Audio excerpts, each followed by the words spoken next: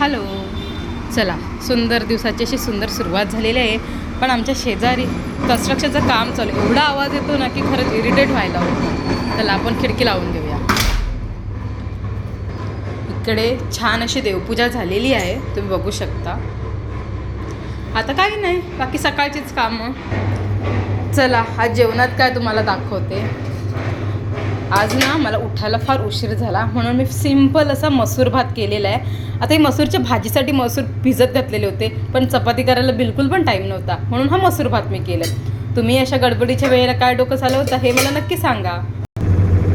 इकडे कपड्यांचं घुरू चाललेलं आहे, कपडे पण होऊन जातील तोवर आपण बाकीची कामं आवरून घेऊया. तर आता वाजलेले आहेत 11:15.